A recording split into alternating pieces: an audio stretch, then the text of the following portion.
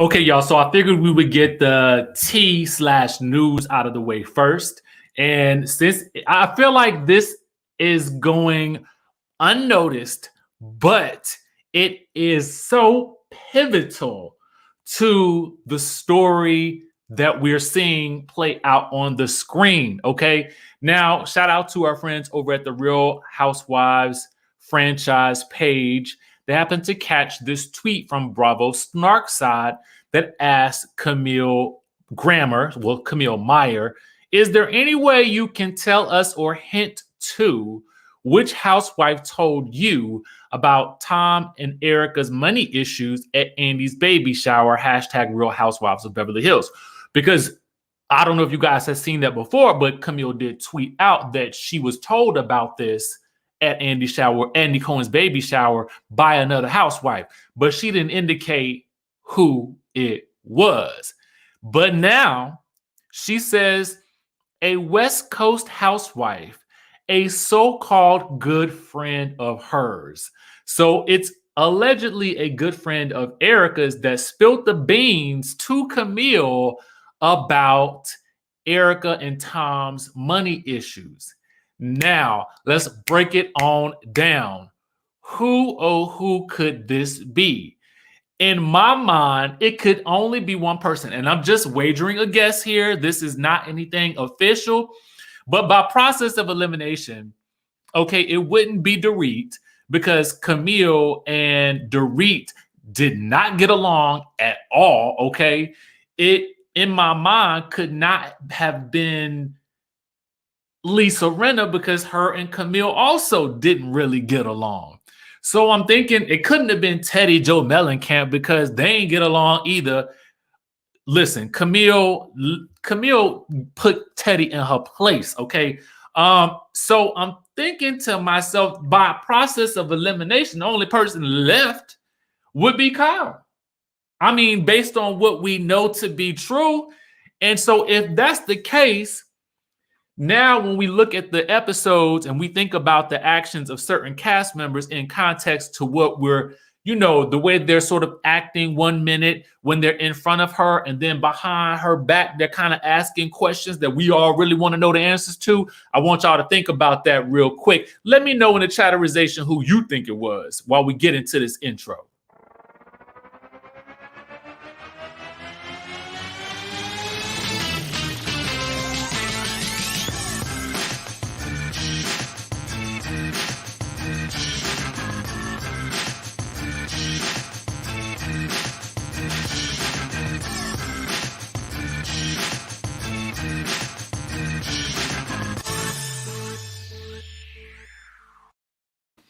What's going on, Skye Squad? We back in the building, and we got to talk about Real Housewives of Beverly Hills, season 11, episode 18, y'all. Happy Thursday. I'm so glad it's almost the end of the week. And for those of you guys who are asking about the Love and Marriage Huntsville review, it is coming. I just got to watch the episode, but I'm going to watch it before Saturday, and we're going to talk about it before Saturday, too. I just hope y'all bear with me on that. Another announcement, I'm doing this live because I wanted to sort of get you guys' feedback as I go through, some of the points of the episode, and I'm getting a tattoo at like 1:30. So I need to be, kind of on my way there by 1 o'clock. And I figured doing a live where we can actually chat face to face will be easier than me trying to post a video and do all the behind the scenes stuff on the video and just getting it to y'all live and direct. Now, with that being said, let me know in the chatterization where you guys are watching from. Y'all know I'm nosy and I like to know where my people are, where y'all at in the building. You know what I'm saying? Where you watching from? What you doing? What you eating on? What you munching on? You at work? You listening to this while you're supposed to be working? I ain't mad at it. Everybody deserve a little break sometimes. So I want to highlight a couple of places on the screen. We got Jersey in the building. Who else is in the building? We got Solomon's Island, Maryland. Hey, don't worry. If you missed it last night, we about to give you all the details so you can get excited about it and go watch it later, okay? We got Woodstock, Georgia. We got the UK in the building. Who else is up in here? Hey, Tanya Anderson. I saw you first thing up in here, Woodstock, Georgia. Hey. Who else we got? Jacksonville, Florida, Coolanta, Chicago, Chi-Town, Huntsville, Alabama, baby. Okay, eating those voodoo chips, baby. Okay, 305 in the place to be, Baton Rouge. Let's go ahead and get into rating this episode right here. Okay, now I'm gonna give this episode a 9.5. Okay, I'm gonna give it a 9.5 because of a couple of things. And when I feel really passionate about something, I'm more likely to want to talk about it, and I'm more likely to want to give it a higher rating because something struck me. And something did strike me last night. One of the things that really bothered me about this episode was, and we'll get into it, there was a nice little kumbaya moment between Garcelle and the rest of the ladies that, as a result of a conversation and a confrontation that happened between Lisa Rinna and Garcelle, where Lisa Rinna calls out Garcelle for apparently not being a good friend, but wanting everybody to be, her friend or whatever. And Garcelle had been telling them time after time after time after time, I do not feel like an insider in this group. I feel like an outsider. She has told them at least 3 times on camera thus far. So why is it that she has to break down in tears in order for this table of women to recognize that what she is saying is true? It just feels odd and cringy that the only Black woman at the table has to literally break down in tears before the rest of the women would acknowledge her pain. It's like she's saying, I'm in pain. I feel like an outsider. I feel like an outsider. I feel like an outsider. And it baffles my mind that nobody thought to sit down with her and say, how do we make you feel more included? How can we do that? Because as you guys, listen, I'm not saying Lisa Rinna is all the way wrong, because Garcelle has to, take some steps in that direction towards each woman as well.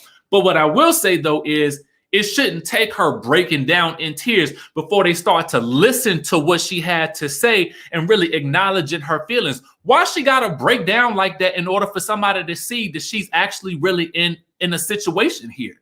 I didn't like that at all. I didn't like it. It made me cringe. I was just touched by the tears, and I was touched by the camaraderie and the little dry hugs at the end. But at the end of the day, it should not have taken her that long to get her point across to them that she is feeling like an outsider. Bottom line, okay? JMW says the job is to break you down so you can have a place. Same thing they did to Denise. Boom. And it always feels like they try to beat somebody into submission. You need to be honest. You need to be honest. You need to be honest. Well, she has been honest. Every time a situation has come up, she has said what she had to say. You, the ladies in the circle, just don't like how she said it, okay? That's the problem. It wasn't that she was sitting there not saying anything and talking about you behind your back. Every time something popped up, she confronted it head on. You just didn't like the way she was saying it. And I'm not talking, not you, JMW. Thank you so much for the super chat. I'm agreeing with you. I'm saying that the ladies never liked what Garcelle had to say or the way she said it, because she was calling them out on their BS. They just didn't like it. So you're going to call it passive aggressive when somebody actually is telling you you talk too much? That's not what you said? Okay, come on now. And they did. They beat a dead horse. They didn't beat this horse down to the ground. Dorit, from my opinion, and Garcelle seemed to have resolved it at Dorit's fashion event or whatever. And I felt like, they got it. They came to a place of, resolution. When Garcelle want to tell her to shut up, she said she's going to tell her to shut up. Dorit said, that's what I need to hear. And that was it. I was like, ooh, thank God, the end of this conversation. But no, it was not. Okay. And we're going to get to that in a much more, in a little bit later. But, I just wanted to start off the episode with that because it really chapped my butt last night. It chapped my butt. It did. And then I want to also talk about, listen, Kathy Hilton. And I'm gonna get to, she had a cringeworthy moment last night, but I'm gonna save that for a second. No, I ain't gonna save it. Listen, when the Black woman at the table is telling you she feels like an outsider, and Kathy, you are saying, I felt like an outsider too. Now, because it's Kathy Hilton, I'm going to give it a pass, mostly because Kathy is unaware of everything going on around her. That is how rich this woman is, so rich, and the privilege is so real. And I'm not even mad at it because I think that's just the life that she lives. And I think in Kathy's own mind, she was really thinking, I do feel different, because you are different, Kathy. You are, I have to basically say it. You are different, woman. Look, Kathy, you is a different breed They don't make them like you no more. So actually, when you say it, I cringed, but I thought to myself, it's true, because you are a different bird. And I ain't mad at it, okay? I'm not mad at it. Kathy is different, okay? She don't even know who the lady is in her house. We're going to get to that in a second. To Be Black Native says, why? They made my sister cry. How much they get for that? Boom. You know, and here's the thing. You're right. That's it. You're the richest person in the room. You are different, okay? You are different. So in Kathy's mind, I am sure she was trying to say, I understand you. I'm here with you, and I want to empathize. But, you know, in my mind, I did cringe just a little bit. You know what I'm saying? Because Garcelle had to get it together. Like, you feel different sometimes. I feel different every day. Okay? That's the reality of the situation. Shamani says, are you going to review the last episode of Love and Marriage Huntsville? Martell and Mel showed out. Yes, I am. I'm going to be touching on that. I'm likely going to do it tomorrow because I have a tattoo I need to go get today. But I'm going to touch on that. I'm going to touch on it. Now, speaking of Kathy Hilton, we start this episode. Basically, Kathy is prepping another girls' trip down to the San Diego. So down to La Jolla Beach. And, you know, she calls Dorit to recap her conversation with Garcelle. And in true Dorit fashion, she is just going on and on and on and on and on. And Kathy is just putting on her makeup and doing whatever she got. She playing with her makeup, trying to pack, you know, just doing pussyfooting around, you know, dibbing and dabbing here and there, doing whatever she got to do, not even listening to Dorit. Okay. It's time for them to go down to La Jolla. Now, listen, this would seem like a last minute type of cash trip because I don't even remember them talking about it last episode. Like, girl, we going on a trip tomorrow. Nobody said that. Nobody said it at all. Unless I missed it, I don't remember nobody saying it. Okay. So they all get together at Kyle's house. Sutton got a sprained ankle and whatnot. In my mind, I kept asking myself, why are they all driving themselves down to the San Diego? I didn't really understand that because it just didn't make no sense to me. I mean, at one point I thought, well, maybe it's because of the panorama or something like that. But then I was like, well, no, because I could have swore. Now, I don't know. I'm trying to figure out why they was all driving themselves down to the San Diego.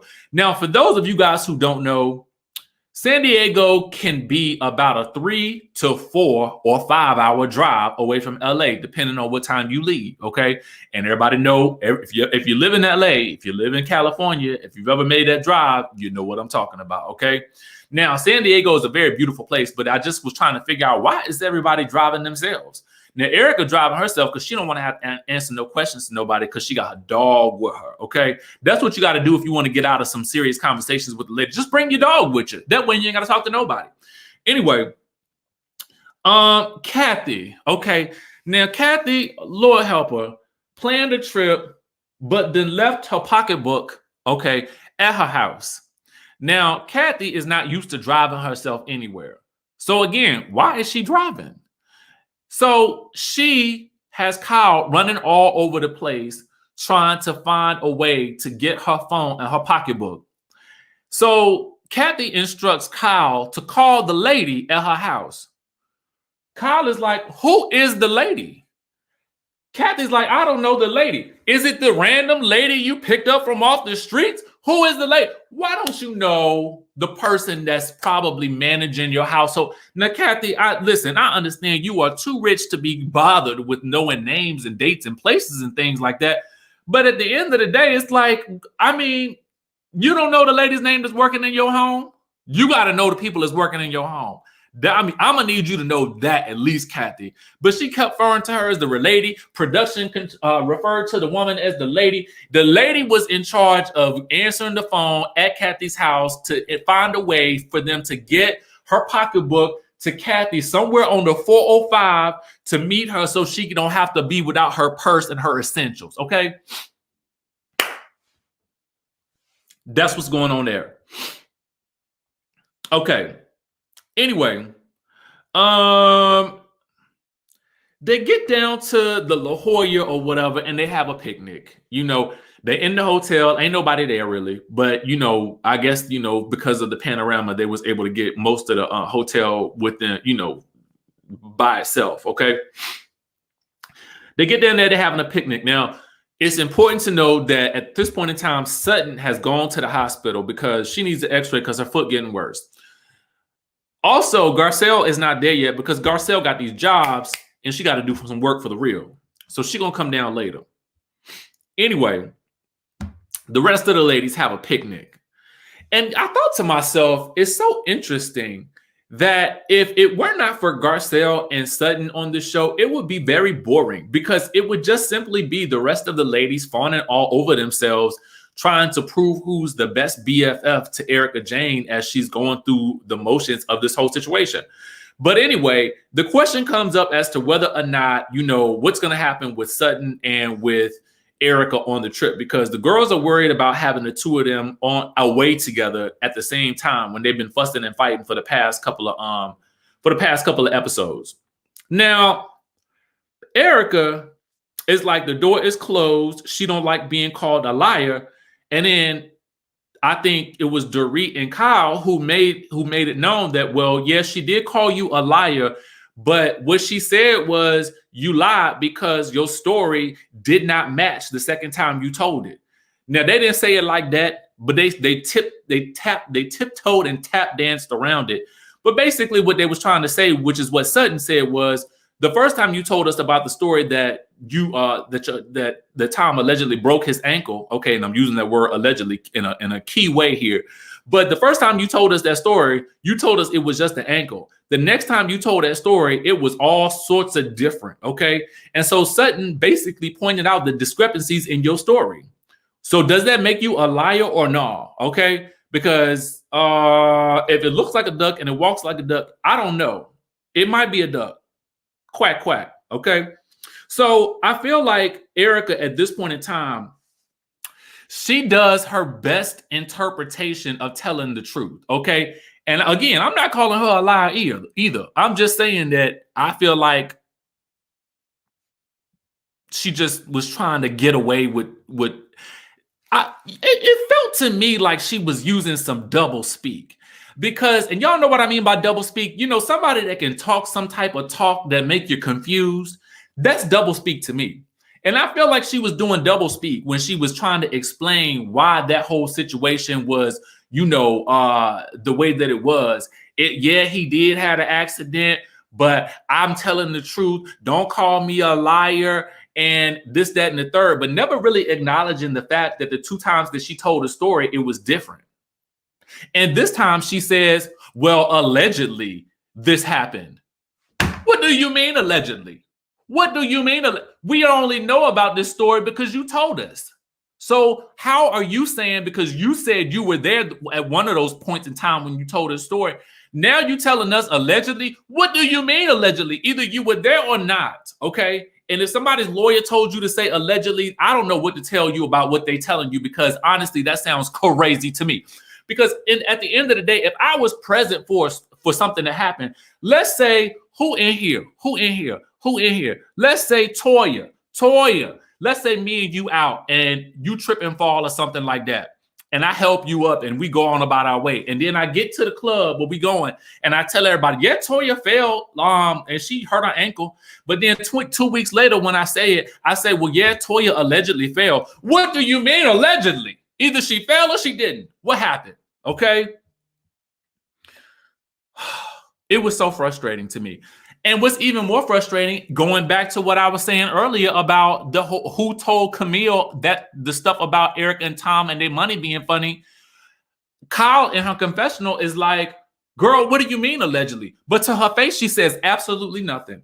Where was Lisa Rinna asking ERIKA Jayne to be honest? Nobody was saying for her to own it and be honest or anything like that, because ERIKA do the gangster talk when she around those ladies, and they get real frightened when it comes to speaking to her face. They get real frightened because they know she's gonna go gangster on them, and she's gonna turn into a mob boss, and she gonna, y'all know what I'm talking about. I'm coming for you. I'm coming for you. Gritting them teeth like that. Anyway. Garcelle finally gets there after filming the reel. She got to wheel Sutton around on the wheelchair. And, you know, they have a conversation about ERIKA Jayne. And at this point in time, Garcelle just says, you know, girl, I would not even try anymore. Just let the door be closed and just take a back seat right now, okay? Well, little does Garcelle know, she ain't got to worry about Sutton taking a back seat because Garcelle is on the menu tonight, okay? So they get ready for dinner. And, you know, everybody sits there, you know, and Kathy is the one this time that says, you know, I feel like there's some unresolved tension here. Kathy, what? Did somebody tell you to say that? Because I didn't feel no tension at the table before that. So at that point in time, it's up to Sutton and ERIKA to try to hash things out again. They go back and forth with each other. Sutton is trying to tell her how she felt like ERIKA hurt her feelings. ERIKA does not care. She called her a liar. And at this point in time, Sutton is basically dead to her. That's basically what I took from the situation. She's like, girl, the door is closed. I don't hear what you have to say. You're small-minded. You're from a small town, and I don't want to hear anything else that you're saying. Why are you talking to me? Okay? Basically, that's what she told Sutton. So Kathy's like, well, I mean, isn't there a place for forgiveness here or something like that? I mean, what, you know, can we just not forgive? And so at that point in time, somehow the subjects gets flipped around to, oh, I know how it is. Sutton feels like she was being made out to be the bad guy in the situation, and Garcelle jumps in to defend her, okay? And so, you know, they feel like everyone keeps trying to force Sutton to tell whatever truth they deem is what she needs to tell, even if ERIKA doesn't want to hear it, which is the same thing that Lisa Rinna was trying to shove down Denise's throat last year. Be honest. You need to be honest. You need to be honest. Own it. Own it. Be honest or leave or get out, girl. Okay, so they did that same thing to her. So at that point, Dorit, for some reason, chimes in, okay, on the subject and wants to know, and she kind of wants to go back in on Garcelle about this whole situation. And it's kind of like, Dorit, you are still holding on to this bone that you buried last week. Let it go, Elsa. And Kathy basically has to tell her, Dorit, girl, stop, okay? Literally, she had to tell her, girl, stop. And in that moment, I was definitely thankful for Kathy because I was like, somebody needed to say it because nobody else was going to say it. And when I tell you, every time Kathy shuts Dorit down, Dorit is over in the corner shaking. And I don't understand for the life of me. And I am not the expert on women's hairstyles and stuff like that. But what I do know is Dorit cowering over there in the corner with them two pigtails was really like Kathy Hilton lambasting one of her kids and admonishing her to the corner because Dorit was over there in them pigtails a-shaking, okay? She was a-shaking. So, JMW says Dorit needs to tell her truth. Come on, Lisa, okay? That part. So then, at this point, Lisa Rinna decides that she's going to jump in because you know, you cannot pay me to believe that this didn't happen. What I believe happened is that, this is just my belief, that you had either Lisa, Kyle, and Dorit had probably, in my mind, they had gotten together, had a conversation that they was going to approach Garcelle yet again because Dorit was still feeling some type of way. And that was Dorit's opportunity to address it. And because Kathy shut her down, Lisa Rinna jumped into that situation and was demanding to know why Garcelle felt like an outsider, and then was going to go in about how Garcelle had not been a friend to the rest of the group, which is interesting to me because Garcelle had been almost pleading with Lisa to be a better friend to her. And Lisa pretty much told her, my loyalty is to the truth, i.e. is to my truth, the way that I see it and what's going to be best for the show.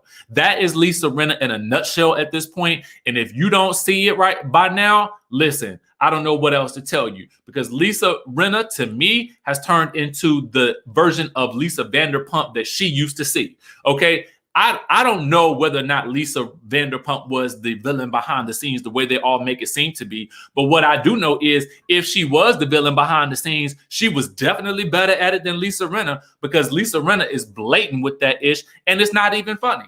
Okay? So she decides that she's going to confront. Oh, we had another super chat, my bad. Danielle says, Kathy was like auntie at church trying to keep the kids quiet. Amen to that. Amen to that, with a piece of candy in her hand, with one of them nasty old mints. Y'all remember them mints that don't taste like mint? Y'all know what I'm talking about. I don't even know the name brand of it, but y'all know the type of mint that they used to be giving you at church, but it don't really taste like peppermint. Like, it did not taste like the peppermint that you have from a candy cane. It tastes like some old butterscotch type of peppermint. Y'all know what I'm talking about. Anyway, so at that point, you know, she decides she's demanding that Garcelle be honest. You need to be honest. And Garcelle is like, girl, give me a break. And she's like, no, I won't. You need to be honest about what you feel. And I just felt like, you know, again, Garcelle should not have to break down in tears in order for those women to believe that what she is saying is true. Not to mention, this issue had already been squashed last week. Why are we still talking about it for like the third or fourth time? Let it go. I'm so over it at this point. Like, we can't go anyplace else with this conversation. And honestly, Lisa, I feel like this. If you were so mad and you felt a type of way about Garcelle saying what she said to Mario Lopez about how the women, you on the show are coming after her, then you should have said something to them. You should have said something to her last week or the other day when you was at Dorit's house and you and Erika was vying to stay away from that argument altogether. Why are you jumping on the bandwagon now? Like, why wouldn't you let that go? Is it because you needed more drama for this weekend because nothing else was really happening except for the stuff that you knew about with your girl? Whew. Anyway, we also learned the next day the ladies are gonna have. Oh, anyway, in case you missed it, Garcelle breaks down into tears and has to explain to the women how, as a Black woman in white spaces, and who is frequently in white spaces, she often feels like an outsider. Now, I kind of, in my mind, I wish Crystal had spoken up about her experiences, but in my mind, I'm also glad that she didn't, because I felt like that was Garcelle's moment to express what she was feeling and what she was going through. And if Garcelle felt better about getting that out, then I'm okay with it. But I just don't like that it wasn't until she broke down into tears, i.e. what made me feel like, oh, we've gotten her where we want her now. She's definitely softened up. I mean, it's a two-way street there. Yes, she was showing emotion, but she shouldn't have had to show emotion for you guys to simply believe what she was saying. It didn't make any sense to me. Is that what they were? Powder mints. Ooh, I hate them. Tiffany S says, but I was thankful for Rinna this time because Garcelle was able to tell her real truth. It was a moment.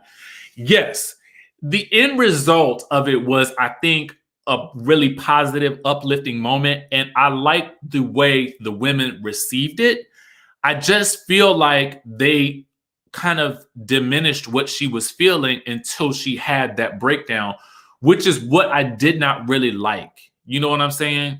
But I did overall enjoy that moment because I felt like they listened to her, and I felt like they did not brush it off. It was definitely a moment for her, and they did let her have that moment. I just wish it wouldn't have had to get there for her to be heard. You know what I'm saying? That's it. I hate that. Toya says, I wish Garcelle had called out Dorit and Kyle about how they also thought Erika's life was a lie. They keep saying, be honest, yet none of them are.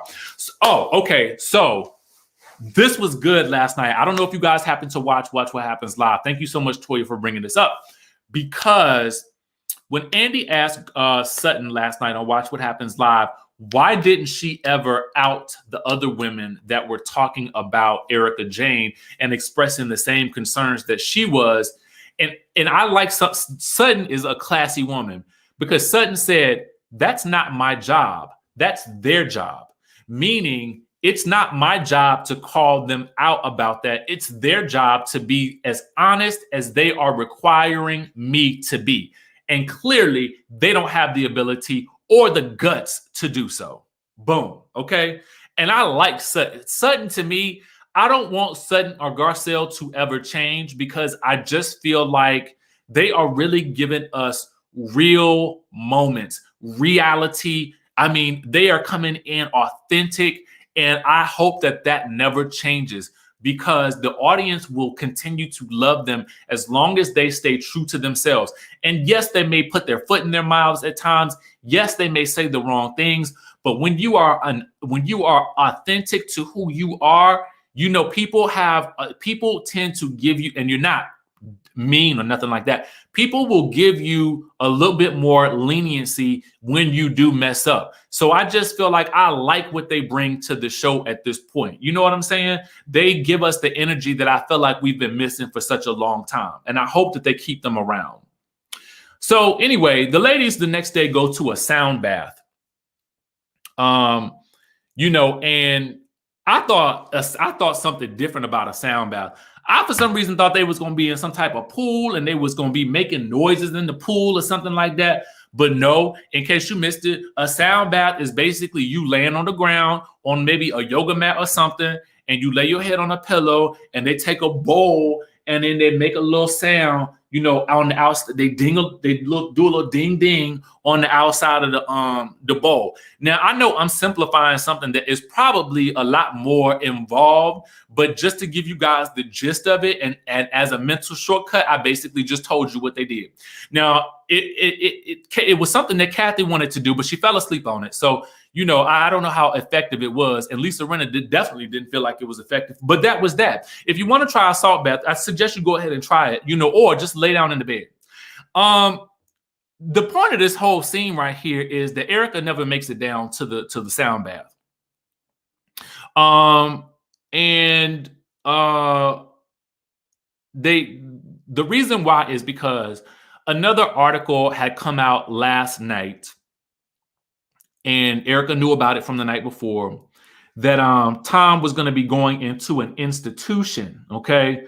Now, ERIKA is very sympathetic to him. Oh, you know, he needs a caretaker. They're not going to be taking care of him right at this institution. And his family, okay, she basically describes his family as they are disinterested in him. You know, they're not really there. And if you want to know who your friends and family are, go broke or something like that. She says, get old and go broke. But at the end of the day, I'm like, girl, you're not running over there to save him. It ain't like you gonna take care of him. You trying to divorce him.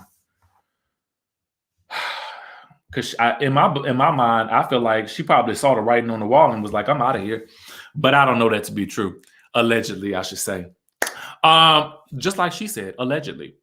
So, yeah, y'all, that was the Real Housewives of Beverly Hills, season 11, episode 18. Listen, I believe we got 2 more episodes to go before we get to this, before we get to the reunion. So, that reunion is going to be lit. Okay. I hope it's going to be lit anyway, because I hope and by lit, I mean, not lighted on fire like those reunion looks, but I mean, lit like isn't exciting. Because those looks for that reunion, let me tell you something. Who said, I approve these looks? Again, I don't consider myself a fashionista, but I feel like I know what I like and I know what looks good. And those looks, to me, I was like, what is going on here? Who did this? Y'all need a theme, some type of theme. And I understand they was probably going for, we're going to find a color palette that matches the background. But then none of the dresses look like they in sync. What in the world was it? Okay. I don't even want to talk about it because it was so disturbing. Natalie says, thank you for all that you do, Richie. Your videos brighten my day. Yes, that is the goal. That is the goal. As long as I have done that and we had a good time, y'all, that's all that I want. Okay. You just made my day. Did y'all know that they coming out with a Tiger King season 2? I just saw that on the Netflix Instagram page. Anyway, that's all the news that we got for y'all today. Thank you so much for tuning in. I still want to know, I'm still trying to figure this out. Who in the world told Camille about ERIKA Jayne and Tom's money issues at Andy Cohen's baby shower? Was it Lisa Rinna? Was it Dorit Kemsley? Was it Teddy Joe Mellencamp? Was it Kyle Richards? Y'all let me know what y'all think down in the chatterization down below. I forget where I got this from. I'm actually working on a sweatshirt line as well. Just a little something I feel like represents us as a community. Once I get a prototype that I'm working on, I will actually post it in the group or whatever. And if you guys are not following my vlog channel, please definitely do so. I came out with a new video today. Listen, this channel right here is Richie in Real Life. I will put a link for it in the description. It is basically just a way for you guys to I just wanted to do something positive, something real positive, something fun, something that was lighthearted, something that was motivational, something that people can just watch and enjoy along with these types of videos. So I'll be posting videos over there on that channel. And here's the link right here. I will be posting videos there every Tuesday and Thursday with bonus episodes either going up on Fridays or Sundays. So there is that, more content for those who would enjoy it. Thank you so much for tuning in to this video. I really appreciate you guys tuning in and giving and offering your time and your commentary as well. It is what makes this channel what it is, and I appreciate you all. And if I haven't told you this week, I love you, and I hope that you tell somebody else that you love them as well. And I will catch you guys in the next video.